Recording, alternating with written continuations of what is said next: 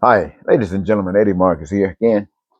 You know, it's kind of good as spokesman and advocate for basic human rights for all people, basically meaning that the world that was designed for you before you were even put on earth, that is missing now, is the message that I bring to the earth to tell all the people that if you are not experiencing your heaven right now, basically breaking it down, if you're not experiencing your needs, your wants, and your desires being met, if you're not experiencing peace and prosperity and freedom and joy and happiness and actually living your dream. If you are missing anything that's relative to your food, clothing, shelter, education, healthcare, transportation, infrastructure, and all those kind of things, then you are being denied God. This is what God, if your mom and your daddy had something and they, like we talk about Trump, his dad took away some of the wealth and gave it to Trump and didn't give it to the rest of the other kids. They're gonna cause all kind of dissension. They're gonna cause a Cain and Abel. Well, let's just think about that. Uh, what about a world where you only gave it to some and not the rest? I mean, what would that represent? That represent the same old kind of thing. They're gonna produce a Cain and Abel. But if you had the same ability and you gave everybody, if you gave everybody a cut, and everybody had their slice of the pie, and then somebody came and tried to steal it, steal pie, steal other folks' cut to get more pie, and others didn't have pie. If you saw that, you saw anybody that had a whole bunch of pies when other folks didn't have no pies, they stole them. I don't care if they had a law that said it was okay. They stole them. If these guys got more pies and these guys got no pies, they have been robbed. And anybody that can see truth, anybody that's embracing love and compassion, know that. Now, here's what the question is: what you gonna do about that? Some people say, "Well, I ain't gonna do nothing about it. I'm gonna go right on with it." And that's God knows that you going and that boat gonna run it. There's an end, and whatever it goes through, you're going through the same thing. It doesn't matter that you thought it was right. It doesn't matter even because you say you knew it right. In fact, if you say you knew it's right and then you went and did it, it should be worse for you if we were making a decision. But since we are not, we don't really know. My point is is that once you learn that poverty exists because people have been robbed, and when we're talking about at this level, we're talking about robbed by the system. Let's just say America. Let's deal with America.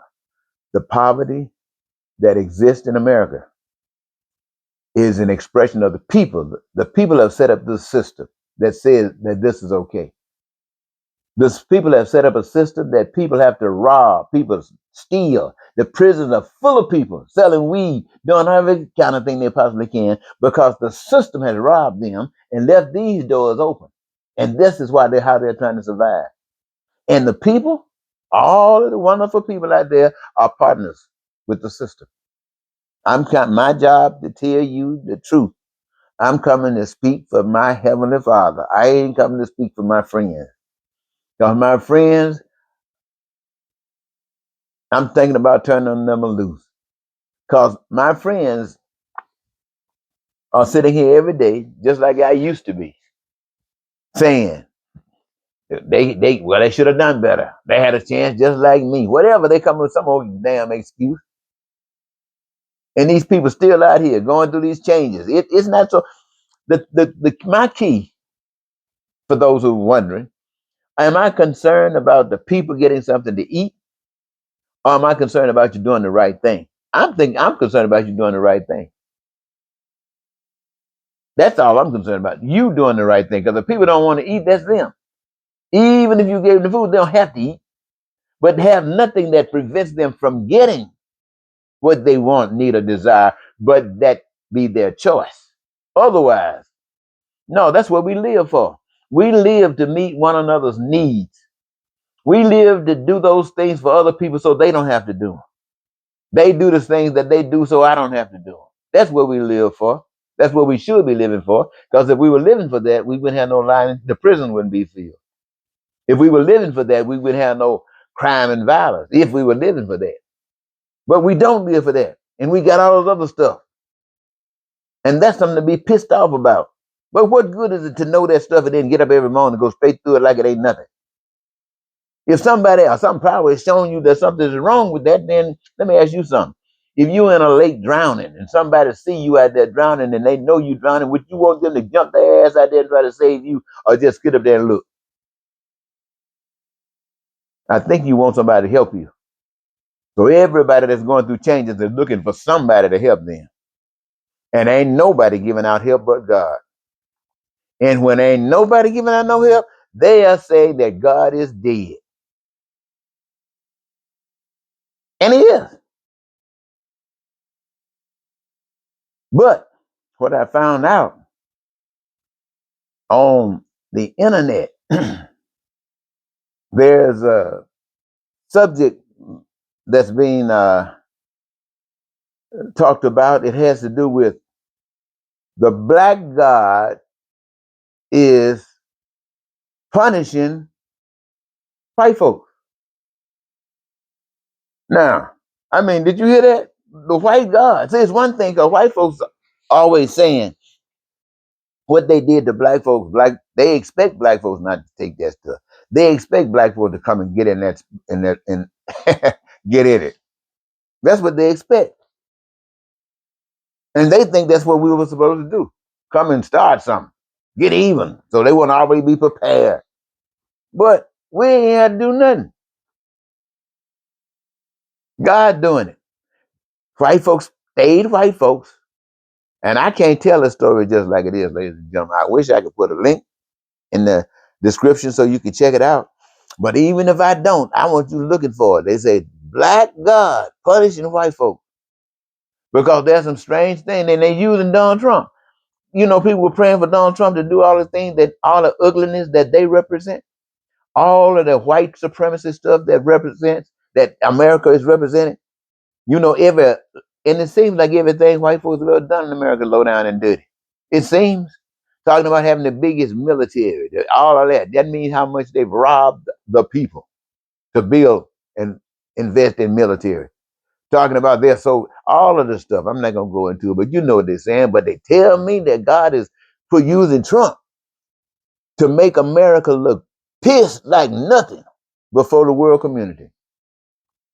They say that God is using Trump to go around the world, flying around, looking, acting stupid and sick. All of the things that's happening.